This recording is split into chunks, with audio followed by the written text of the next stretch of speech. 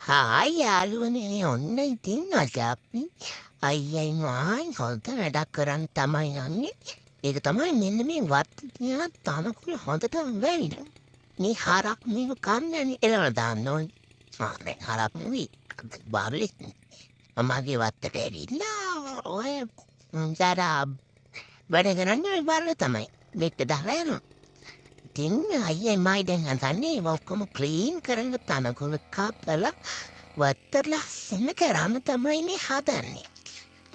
හැබැයි මනම් පොඩි කපටිකමක් කරනවා අයියලාට ගිහිල්ලා අයියත් එක්ක තනකොළ කපන්න උදව් කරන්න වගේ පෙන්නලා අයියට හොරෙන් එහා පැත්තෙන් කියලා පාරකට දුවන්න තමයි මගේ ප්ලෑන් එක. අයියට දැන් තනකොළ කපන්න ඕක දාලා මේ අද තමයි දවස. මෙතනින් ගියොත් නම් හොඳයි. මෙතනින් ගියොත් පාරට ඉක්මනට යන්න පුළුවන්. අයියට තේරෙන්නේ නෑ මේ ගස්සේ. බලමු මෙතනින් ගිහලා මෙතනින් ගියා. මෙතනින් පාරට පැනගත්තා. පාරට පයින්ට මේ ගල් මූසරේ යමා අල්ලගත්තා කියන්නේ. ආයි මාව ගේ එක්කන් යන්නලු.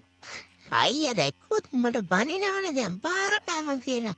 මේ අල්ලපු ගෙදර ගල් මූසලේ ආයෙත් ගෙදරට එක්කන් යනවා. බෑන කරන්න අන්න හිතනවා මට මුගෙන් කෑල්ලක් එමුම් පාර දිගේ යන්න ගියපු එක්කෙන. අයියට හොරේ අයියත් ෂේප් එකේ රවටලා යන්න හදපු එක්කෙනා මේ ගල් මූසලේ ආයෙත් ගෙදරට එක්කන් ආවනේ.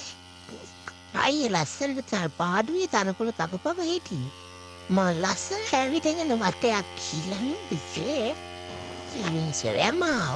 ඉතින් කරගෙන ගෙදරට උන්ට පාඩම ගන්න නිතින් වෙලාවට තමයි තින්නට.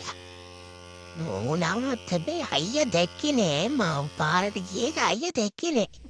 නැත්තම් මට අද බැලුවොත් අපි තනකොළ කපලා ඉවර වුණා දැන් ඉතින් මාව චෙක් කරලා තනකොළ කපද්දි මට කාරි සත්‍යක් කාවද